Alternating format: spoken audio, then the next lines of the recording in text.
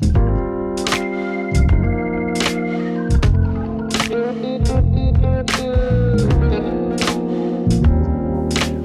to another episode of Tomorrow's Luxury Living by Ball & Co. Thanks so much for being with us today again. We're super excited to have LBD Studios with us today. Jess Longmore and Tim Longmore, the co-founders of LBD. Thanks for coming on the show today, guys. So Jess, tell us a little bit about LBD Studios and what does LBD stand for? Yeah, we get that question a lot actually. So it stands for Life by Design. Okay. And so why we chose that name is we want to create a life by design, not by accident. So that's kind of the mantra behind the brand name. That's awesome. And so what's sort of the unique thing that LBD offers to the market amongst other marketing companies and brand studios and so on? What is it that you feel like you really defined yourselves in that makes your studio separate from other studios in the market right now? The difference with us is also how the business was formed. Jess has got 13, 14 years of creative and agency experience. Yeah. I have none. So I think it's a very good hybrid. I've been in residential sales, marketing background for the last 10 or so years. So it's a really, I think we bounce off each other well at times. Some other times maybe not. Most of the time. Yeah. But I think it offers our clients a different level of intricacy and understanding of their business. Yes. As opposed to just being in creative world and not actually having the commercial or business acumen at the front. So it's sort of part of why we got into it. So. That's awesome. And how have you found that, Jess? You know, obviously you've come from this design background. You've never had your partner/husband working in the business around you all the time, which would have its own challenges, as we all know in itself. How have you found that Tim's skill set, which is very, very different to what you've got as the design side, how that has come together cohesively in your business to make it operate at a higher level, I guess? Yeah. Look, it's tough sometimes, but look, I think we're in a really unique situation, and I think that's one of our key point of differences is that we have those two synergies coming together. So yes, I'm the inner creative and the team are inner creative. We're a design studio at heart and brand, but to be able to have the skill set of Tim, what he brings to the business in terms of his real estate clients, property development, and the scope of work that he has, I think it just elevates us into a different league, and I don't think there's many other studios out there that have that point of difference and that kind of collaboration of minds. Very true. I definitely agree with that. They're incredible people to work with. And just on that, so I had to think about this over the last few days, and a question for LBD is just a bit of off the cuff. So, you know, a challenge, obviously, you took on Ball & Co brand just recently, and it's been about a sort of a 7 or 8 month or so process that you've been going on that. What would you say has been the greatest challenge working on that brand and I guess the why? Yeah. Trying to pin Jamie down for me. Yeah, I was about to say you're probably no. It's actually been one of my favourite brands to work with. So I remember when you came over and we were just in our living room and we just had the idea of it, and I think that's what I have loved working with you. I'm so passionate about bringing people's ideas to life and really getting behind businesses and people and what they believe in. So for me, it's been on the journey with you to see what the idea of the brand name and to what it is today and what it's going to be in the future. I think it's that's been the highlight for me. Yeah, I think the other, not pressure we felt, but and a lot of you watching at home know Jamie knows a lot of people, and this brand will be seen amongst some of Australia's foremost formidable brands in property and marketing. Top architects, funders, builders. So it needs to resonate with that market. It needs to be appealing to that market, which is why it took some time to craft it, to get the visual language right, to get our tone of voice right, even down to the print collateral, which if you're fortunate enough to see it, it's absolutely beautiful. It's amazing. So, you know, it's all of it. But yeah, it was definitely, I'm really pleased. Like it probably turned out better than I thought, to be honest, which is a credit to you, the creative absolutely. team. And also Jamie too. Yeah, I was about to say. Have some creative license. Yeah, absolutely. I think that's when the best partnerships happen is when brands and businesses, they give you full ownership and they empower you to do what you're called to do and skilled to do, I suppose. And on that, Jess, you know, one of the things that we brought up in the strategic thinking tank was, you know, Ball & Create brings, I guess, the best collaborative minds in the industry together. And like you mentioned before, cohesively to get the best outcome. And that was one of the exciting things about working with you guys, is that you guys really understood that value for our business, but also your own business. And I think you're right in a lot of ways that that's what made it so amazing and to bring this together as, I guess, a bit of a unit. Yeah. And watching it evolve, I think it's one thing people say and they want to be will different. continue to evolve as well. I People believe, saying they want to be different, but actually they don't have the courage to be different because, you know, to stand out and be remarkable, you actually need to do something different. Yeah, that's right.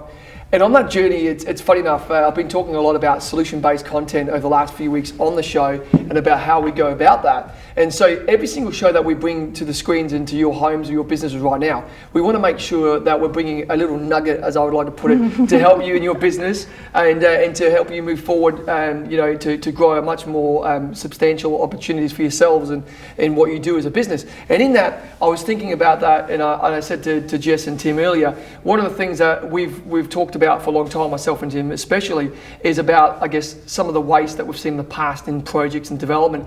And we want to be tomorrow's thinking, tomorrow's luxury living.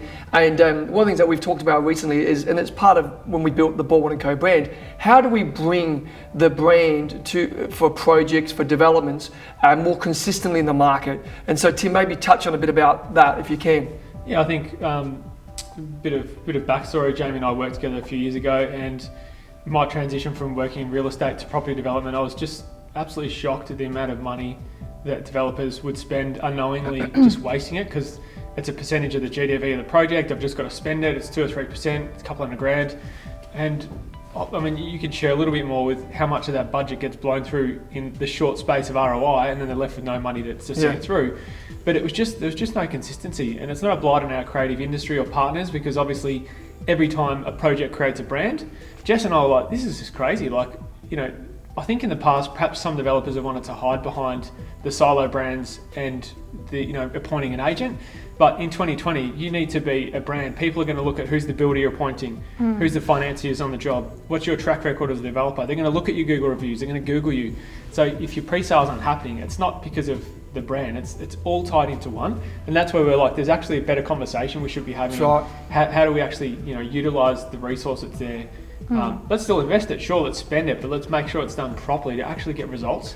So on that, Tim, just talking about cost and so on, what are the biggest challenges you think right now are with developers in the current marketplace in that whole design and marketing side? It's a good question. I think if we look at the bigger picture, is pre-sales are hard. The pre-sales market over the past 18 months has been obliterated. But there's a bigger conversation to be had. Is when I transitioned into project marketing for that time, I was absolutely blown away at how much money was, in my opinion, wasted. It just wasn't thought out, and there was no strategy behind it. And I'll let Jess talk into the strategy and brand component, but we're not putting the customers first.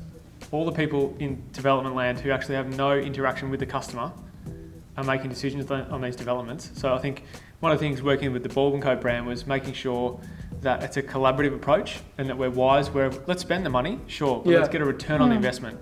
Let's be sensible about how long it's going to take to get solved. And if things aren't selling, you've probably got to have a look in the mirror that the product developed isn't what the customers want. And that was the frightening thing for me. It's like we've got to start listening to the customers.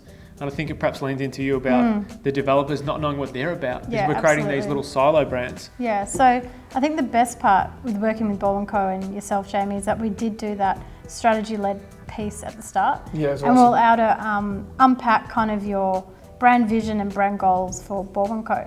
And from all of that, we realised that you don't want to create solo brands for your property marketing, which is really exciting. I think it's a really fantastic avenue to take, because why create a brand that's only going to last for 2 years? So we're thinking more long-term with Baldwin & Co, which is really exciting. So why not push that master brand? And every time you create a new brand for a project marketing, the brand equity of the developer is lost, or it's secondary.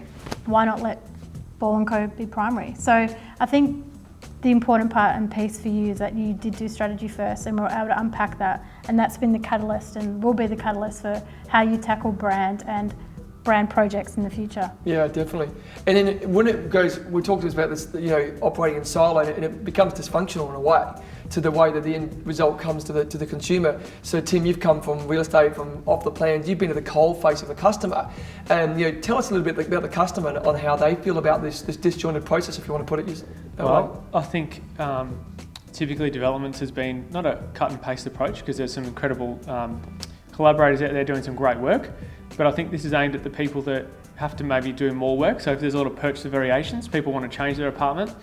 I think again that those things could have been resolved through the design process. And maybe what Jess is saying is that these developers who are doing the master brand need to know what they're about, what products, what buildings they're going to develop.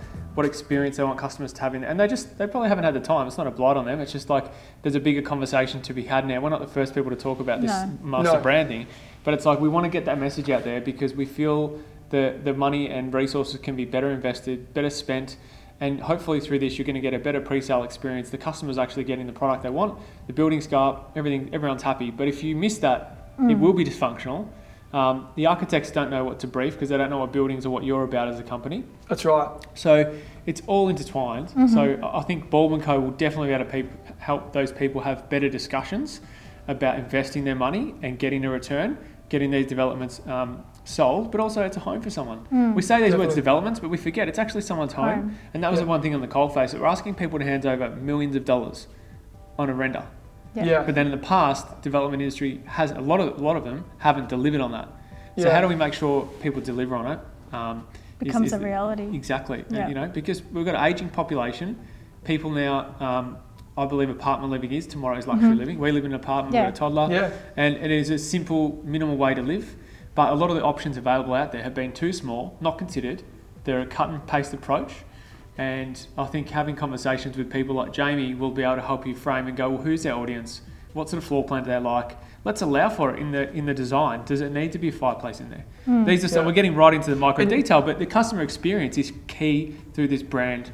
And how, just if I can quickly ask you, how's that helped inform Jess, yourself and Tim in the way of the design process and what the consumer may be looking for? Living in an apartment yourself, has that helped the process, living in a boutique building? There's not a huge amount of apartments, but you've gone from living in a traditional house, which is what everyone's been looking at, to now, like you mentioned, you've got a toddler, you've got a little family together. And how's that sort of changed any of the disciplines in your business when you're looking at design for apartments? Well, I think it's also about functional and everyday use. I think something might look really good in a render or something might be really nice in idea land, but when it comes down to the everyday, I think what we've found is that it has been beneficial being functional. So getting onto that like everyday consumer level of what they need, how do they operate, how do they go around their kitchen bench and that kind of thing. Yeah, totally. It's more going back to the basics and not going to blue sky thinking. It's going kind of more functional. And this is why it's so important, and we've been saying this now for a few weeks through the solution-based content that we're delivering to you guys, is it's super important that your marketing and sales and development team, and Tim's touched on it a little bit before, are working cohesively together at this, especially at this tough times in the market. As we mentioned before, the pre-sale market has ever evolved and changed. That we bring the teams together and we sit down with people at the cold face. We sit down with the cost side of the business and we come together and we look at the disciplines that are actually going to further the business and further the opportunities in the market to make sure we're delivering great product in the market. Because realistically, we all love design, we all love great products, but ultimately it means nothing if it's heading in the wrong direction. So, and that's what I feel was great about having LBD involved in Baldwin Co as well, to make sure that we had the right brand pillars and disciplines that will keep us in good stead. And on that, Tim, I guess, how did you feel about that coming out of the Baldwin Co brand in the end? And we sat down and we've got the pillars, which is the nature, the aesthetic, and technology, and how that related to what we do as a business. I think success leaves clues, and I mentioned just before the pre-sales market was taking a bit of a hit, but in the same breath, there's some pre-sales that have some projects still selling out, getting up out of the ground. Why is that? If you look at it, success leaves clues. There will be an element of nature and things inside the building. There'll be a beautiful aesthetic that goes with it. There's definitely the technology aspect of living, and you've spoken to Callum Fraser a number of times about how he's always felt that the apartment and that market has been so far behind compared to the tech and cars and automotive industry. The building side really needs to progress. So I think it's good that we've now got some sort of guiding pillars that will inform your clients, whether you're consulting to them, whether you're selling off the plan, doing your own developments, that like these are the core things that at human level, we actually really want them in our building. We want nature, we want greenery, we want nice airflow. It should improve our life. And I think the reason that development industry has a stigma about it is because they haven't delivered on these. It's been a profit, a spreadsheet, cool, I'm going to make $5 million out of this project. Well, how about we're going to inform and change the lives of the people that are in a big house, they can't look after the pool, the tennis court, but they want a lovely place where they can entertain, bring their family and friends. Let's have some better conversations around it. So I feel like Baldwin Co's in the exact spot where you're able to help a lot of people from here. And it'll be telling over the next sort of couple of years, watch that roll out. Yeah, wow. Exciting. We could be here all day, I think, just talking about shop and about what we do, because I think we all love what we do here. So I just want to wrap it up. Thanks so much for joining us with another episode of Tomorrow's Luxury Living by Ball & Co. And I want to just honour, Jess and Tim for coming on the shows and being a part of what we're doing and building my brand and what we're doing. And super excited to work with you guys. Right now on the screen, you'll be able to see the Instagram, LinkedIn, and how to reach out to myself at Ball & Co. and also Jess and Tim at LBD Studios. You can DM them, you can speak to them direct. Tim's details are on the website as well. Reach out, have a face-to-face, jump online and shoot them a line. And if you've got any questions from today, please reach out. Thanks so much for joining me. Until next time, from all of us here, thanks very much.